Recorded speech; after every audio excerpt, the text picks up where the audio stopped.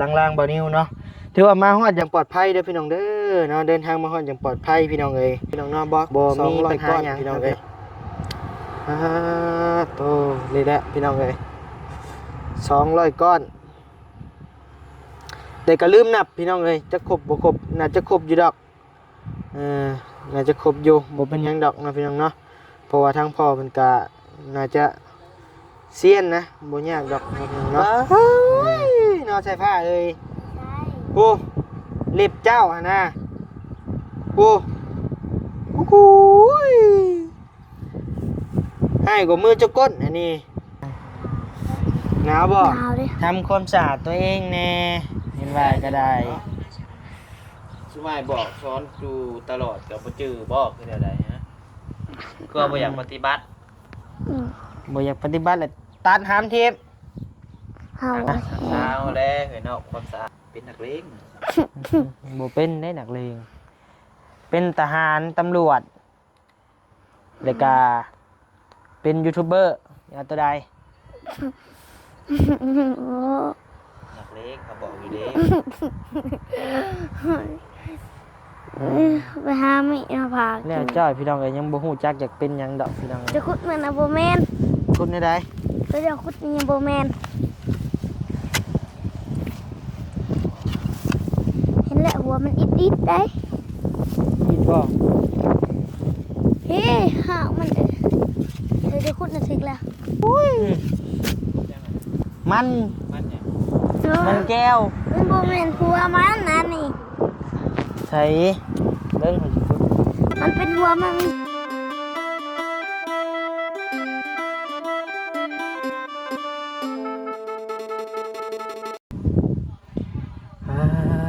โตพี่น้องเอ้ยเปิดคลิปเปิดภาพมาบัดนี้พี่น้องเอ้ยเนาะทางบ่าวพัดไส้เลยก็ทางบ่าวแก้วด้วยพี่น้องเด้อเนาะแล้วก็น้องสายฟ้าคนลงเรียบร้อยพี่น้องเอ้ยจากล่างรถล่างบ่าวนิ้วเนาะถือว่ามาฮอดอย่างปลอดภัยเด้อพี่น้องเด้อเนาะเดินทางมาฮอดอย่างปลอดภัยพี่น้องเอ้ยบ่มีปัญหาหยังเนาะพี่น้องเนาะบ่าวนิ้วรถบ่าวนิ้วก็บ่แก้หน้าเคิงแล้วพี่น้องเอ้ยเกือบปีแล้วก็เลยว่าขึ้นย่านนิดนึงกับย่างเบื้องนั้นบ่ดีเนาะเบื้องนี้หาบ่าวนิ้วเปลี่ยนแล้วพี่น้องเอ้ยดีแล้วเบื้องนี้ใครถือว่าดีระดับหนึ่งนะพี่น้องเนาะ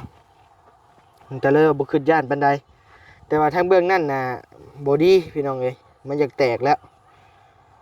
ก็เลยว่ากั้นใจมาอุ้มอยู่ย่านมันบ่ฮอดพี่น้องเลยแต่การฮอดยังปลอดภัยเด้อพี่น้องเด้อเนาะทางบ่าวพัดไซทางบ่าวแก้วเพิ่นกาขนลงเป็นที่เรียบร้อยนะพี่น้องเนาะบล็อก200ก้อนพี่น้องเลยโตนี่แหละพี่น้องเลย200ก้อนแต่ก็ลืมนับพี่น้องเอ้ยจะครบบ่ครบน่าจะครบอยู่ดอกน่าจะครบอยู่บ่เป็นหยังดอกนะพี่น้องเนาะเพราะว่าทางพ่อเพิ่นก็น่าจะเซียนนะบ่ยากดอกนะพี่น้องเนาะต่อคักพี่น้องเอ้ยทางพ่อเพิ่นก็ลดราคาให้พร้อมพี่น้องเอ้ยนำใจแล้วคือว่าสุดยอดเลยพี่น้องเอ้ยเนาะลดราคาให้จาก3,200เหลือ 3,000 ทวนพี่น้องเอ้ยบอกเราก็ถือว่างามอยู่พี่น้องเอ้ยอันนี้ก็บอกเราคือกันพี่น้องเอ้ยบอลี่ซื้อมาบอกเราคือกันบอกเจ้าเดียวกันพี่น้องเอ้ย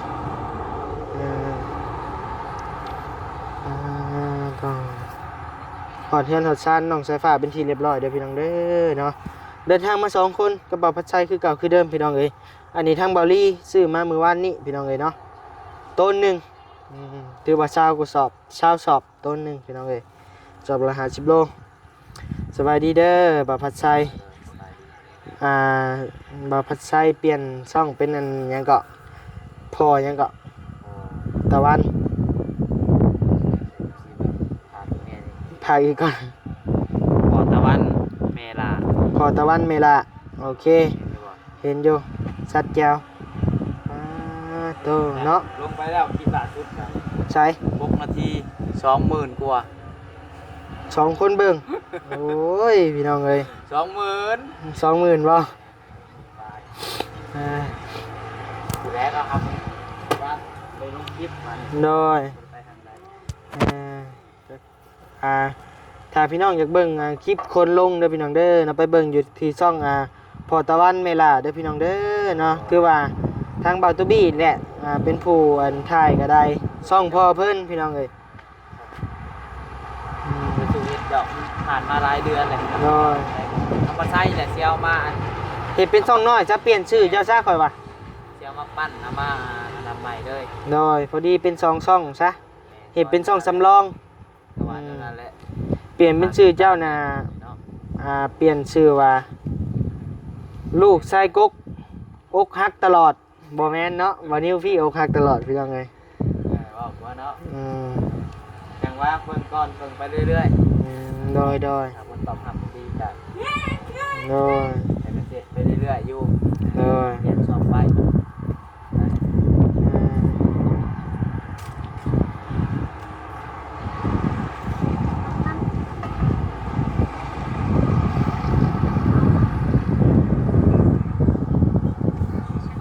หนาวบ่สบายดีปะลุงนี่แม่สบายดีปะลุงปะเฮ้ยนอนใส่ผ้าเอ้ย ใช่ โอ้เล็บเจ้าหั่นน่ะโอ้โอ้โหยให้กว่ามือเจ้าก้นอันนี้หนาวบ่อืมให้กว่ามือเจ้าก้นเจ้าไปจกก้นไผมามานั่งปิ่นมาหายนี่ จกขี้ดิน ฮะ จกขี้ดิน จกขี้ดินโอ้ยใช้คือว่าเอ็นแม่เบิ่นผากมีตะเล็บมาอยู่คือบ่ตัดแน่ ทางหน่อยกัน โอ้ยเนาะผู้หูผู้งามกูเลยได้บัดนี้ เออ หนาวดิ ทำความสะอาดตัวเองแน่เห็นว่าก็ได้ สมัยบอกสอนอยู่ตลอดกับบ่จื้อบอกคือเดี๋ยวใดฮะก็บ่อยากปฏิบัติ อืม บ่อยากปฏิบัติเลยตัดหามเทป เอา เช้าแล้วเห็นเนาะความสะอาดกันใครสะอาด เอา บ่ฮู้อ้าว เจ้าอาบน้ำเจ้าก็สะอาดเจ้าตัดเล็บเจ้าก็งาม เจ้ากินข้าวเจ้าอิ่มบ่ อืม น่ะ ใช่เบิ่งไงเบิ่งคนตาเบิ่งดู คันไอ้นิ้วกินไอ้นิ้วอิ่มบ่ กุดหมดคนตาพี่น้องเอ้ย ไปเฮ็ดเอาแหละ แต่ สะเอาความสะอาดกันเนาะ ใครก็อยากอยู่ใกล้เลยมันเกลี้ยงมาสะอาด สะอาดเลยว่าผมจริงเด้อ้ายเก็บเวกอยู่ใกล้ อืม มันคนบ่สะอาดเนี่ยบ่คือมันเด้อเนาะใครก็บ่อยากอยู่ใกล้บ่ได้ว่าแต่อ้ายดอกแต่อยู่ใกล้บ่ว่านิ้ว บ่แล้วเหม็นว่าใครอยากอยู่ใกล้ เฮ้ยเอาเพิ่นไป13 โมงเพิ่นมา อืมเปลี่ยนเรื่องเลยดิจะโทรหาบ่ เพิ่นแซ่บเพิ่นเอาเสียงมาหา เพิ่นไปใส่ เพิ่นไปคุณเขาซอยหมู ซอยหมู่อีกแล้วหมู่คนซอยเพิ่นจักเทื่อเฒ่างามเอ้ยก็ย่าเพิ่นแหละพี่น้องเอ้ยเนาะเฮ็ดจังไดบอกเลยสอนเลยเพิ่นบ่ฟังกะแล้วแต่เพิ่นเนาะแต่ว่าหลักๆนี่ผู้นี้แหละนี่คันสิปะกะเสียดายคันสิบายกะขี้เดียด ก็สั่น ฮะ คือว่านั้น เอาเนาะคะแนนเพิ่นเป็นคนดีกับแพงเลยนะคะแนนว่าเพิ่นเป็นนั่นก็ขี้เดียด คำมันน่ะผู้ใหญ่เพิ่นว่าเด้ สุภาษิตบ่ สุภาษิต นะฮะ อืมเจ้าฮู้ความเด้อหำดาเจ้าอย่าไปหาเฮ็ดแนวอื่นได้เออรักก็อยู่ต้นเพิ่นผู้นี้แล้วพี่น้องเอ้ยเนาะ มีดตีห้า เออ มีดก็เห็น ได้ก็อยากได้โอ้โห อืม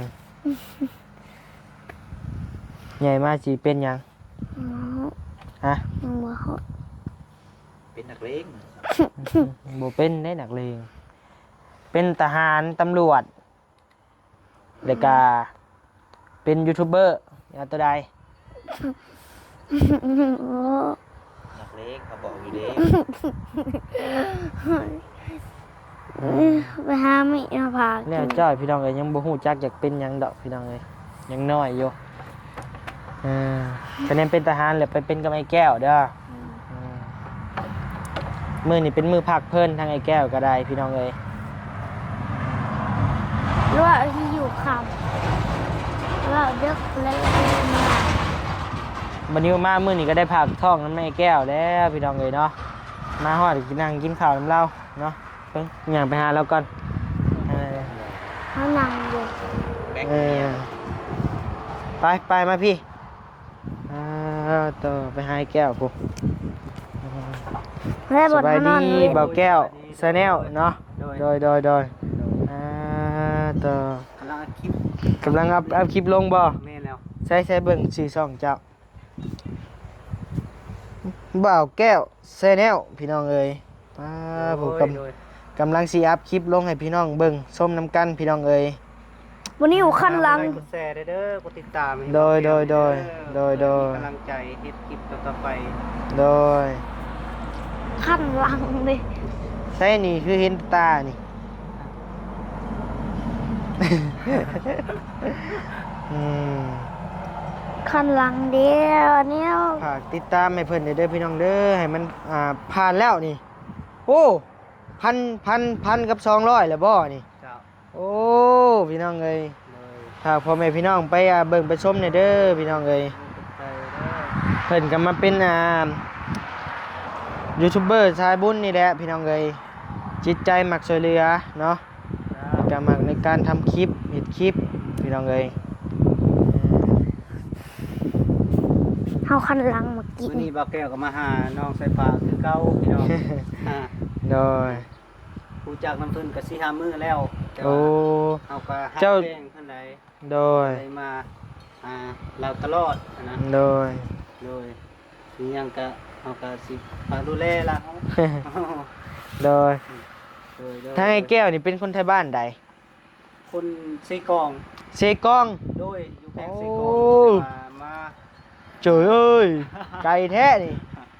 เออ เขาเกาหลังก็ได้ห้องคันแห่งเลย มาเฮ็ดเวียกเฮ็ดงานแถวตะวันอเขต มายืนข้างง่ายพี่ เขาคันหลังแห่งเลย อืม เขาเกาบ่ถึงแค่นเอาสั่น เอ เนี่ อย คันห มา ลั เห็ ง นเวียกเหตุการณ์เนาะอยู่สวรรณเขตทางง่ายเป็นกับเป็น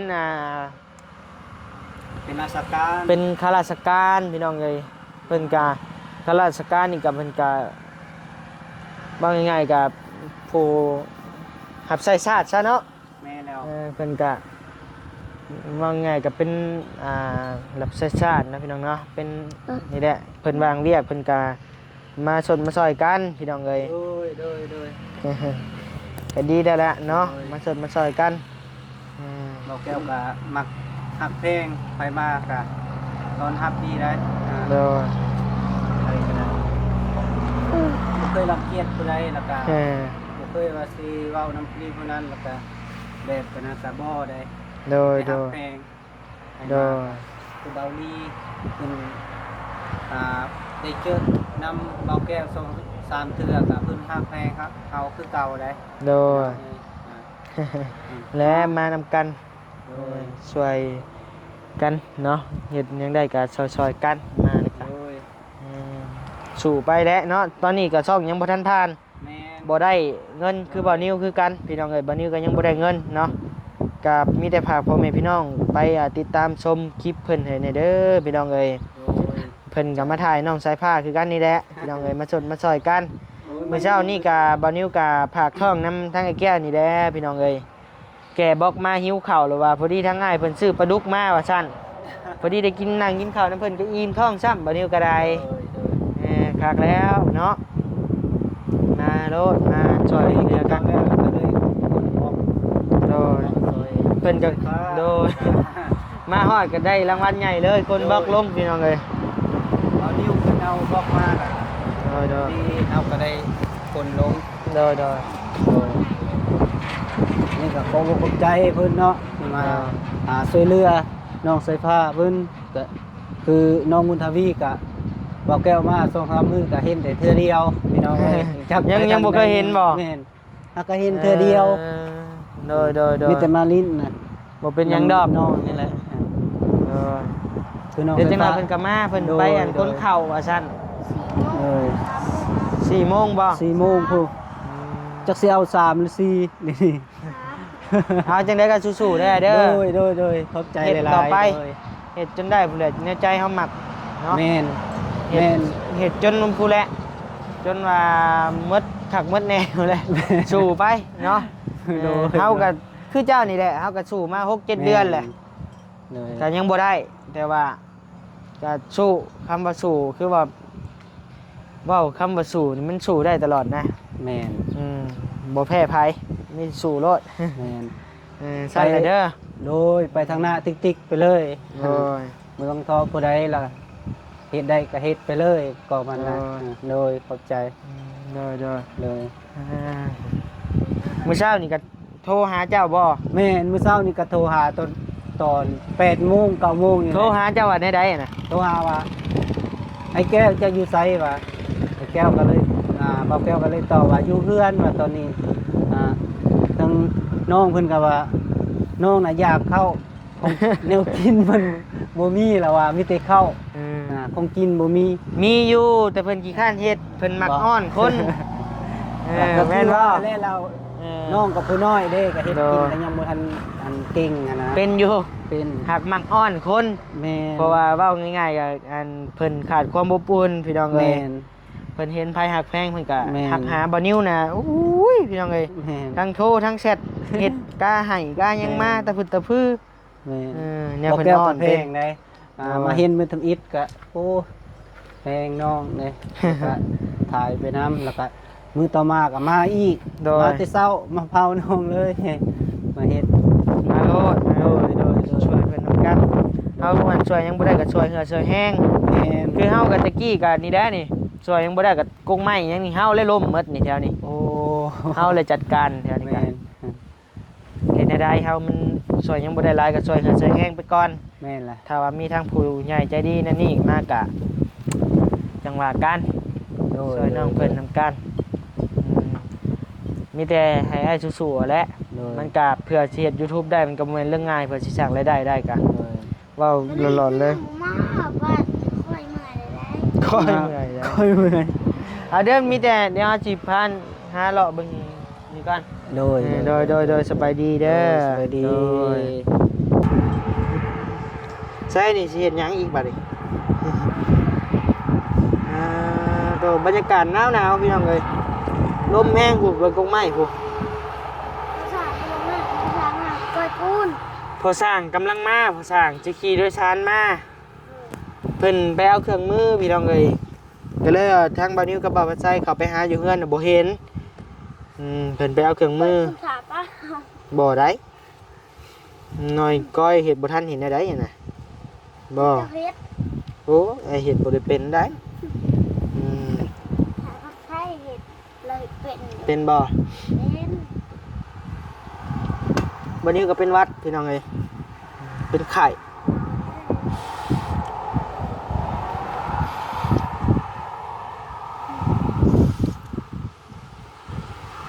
ลมแห้งลีนี่หนาวก็มดนี่ไผก็ใส่เสื้อกันยาวมดพี่น้องมีแต่บ่นี้ใส่เสื้อกันสั้นเจ้าบ่หนาวบ่ น้ อาบน้ำไปไปอาบน้ำไป ำโตของแข็งด้วย อาบน้ำไปอาบไว้อยู่บ่ พอดีช็อตเนาะใช้อันไหนดิไปเบิ่งมาช่วยปะ ว่าขึ้นเบิดเลย ฮะว้าวไป มาเลือดต่อ อุ้ยพี่น้องเอ้ยหมดแล้วอันนี้งัวเข่ามาแล้ว ปลาขุดมันปลาไปมกกิน ใช้มัน เขาเห็นเรา ใช้งัวมันอ่ะ นี่เขาเห็นเหงามันอยู่พี่เหงามันน่ะ อันนี้เหงามันอ่ะ เรื่อย ไปเอาเสียมมา เจ้าขุดบ่แม่นเหงามันตัวนี้ ไปเอาเสียมมาเอาเดี๋ยวสิขุดมันไปมกกินก่อนพี่น้องเอ้ยโอ้ยใช้เสียมดีบ่ เลย เบิ่งอาสิลองขุดเบิ่งเด้อ เลย เดี๋ยวให้บ่าวพัดชัยจับกล้องให้ก่อนพี่น้องเอ้ยมานำกัน2คนมื้อนี้บอลลี่ก็ยังบ่ทันมาเนาะพี่น้องเนาะ เป็นเหงามันก็บ่มี สบายดีอีกเทื่อนึงลองขุดก่อนเนาะมื้อนี้ก็สบายดีอีกเทื่อนึงเด้อพี่น้องเด้อใช่นี่บ่หามันนี่บ่ เลยจะขุดมันน่ะบ่แม่น ขุดได้ใด ตัวเดียวขุดนี่บ่แม่นเห็นแล้วหัวมันอิดๆได้ นี่บ่ เฮ้หากมันเดี๋ยวจะขุดน่ะถึกแล้ว ใส่ คือบ่เห็น ใส่ นี่นะโอ้โหย ยังอ่ะนะ มัน มันเนี่ย มันแก้ว มันบ่แม่นหัวมันนะนี่ ใส่เบิ้ง มันเป็นหัวมันไม่ใช่มีห้า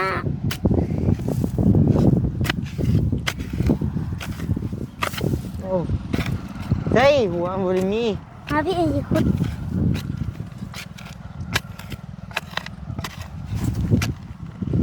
มีที่ห่อกับบ่ฮู้ ดูขนาดบ่ มันบ่เลิกนะเนาะ น้องดูจังว่าน้องเป็น เอ้า ห้าวันเด้ห้าวันมันคุดมันจะเดินไปได้มัน ใส่ มันเห็นมัน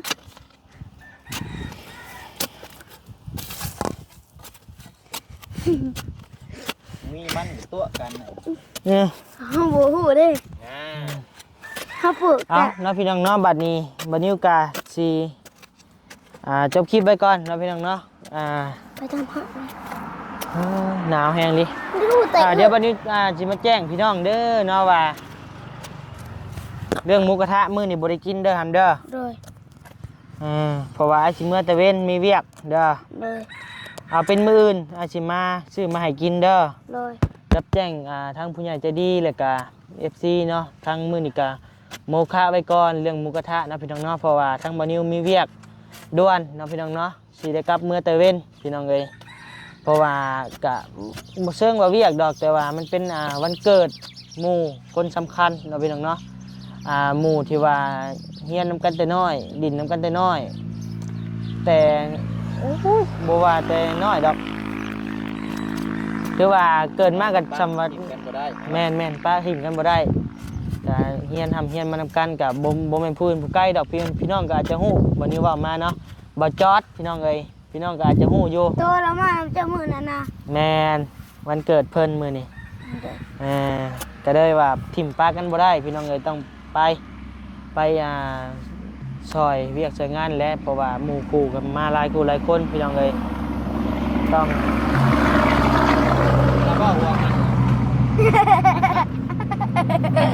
เอาใช่เลยเด้อพี่น้องเอ้ยวันนี้ก็สิได้ล่ำลาพระจากพ่อแม่พี่น้องเพียงกันมีเด้อพี่น้องเด้อเนาะอยู่เงินอยู่ชานน้องไฟฟ้าอีกก้อนจังหน่อยจังสิได้กลับพี่น้อง จะ เอ้ย ไปใช่เจ้าก็ไม่ทำบริเจ้ากะ เนาะเอาเนาะทางบอนิวก็สิได้จบคลิปเพียงเท่านี้ขอบคุณขอบใจเด้อผู้รักผู้ใหญ่ FC มาทุกท่านที่เข้ามาชมคลิปบอนิวโดยตลอดมาดมมือหามเดี๋ยวบ่ทิ่มบ่ป้าบอนิวเนาะบอนิวก็ขอบคุณขอบใจหลายๆเด้อเนาะอยู่ดีมีแฮงความเจ็บบ่ได้ความไข้บ่มีปรารถนาสิ่งใดขอให้ได้สิ่งนั้นสมความมุ่งมั่นปรารถนาอย่าเจ็บอย่าจนลำๆรวยๆเด้อพี่น้องเด้อโดยบ๊ายบาย สบายดีไป้ากูมี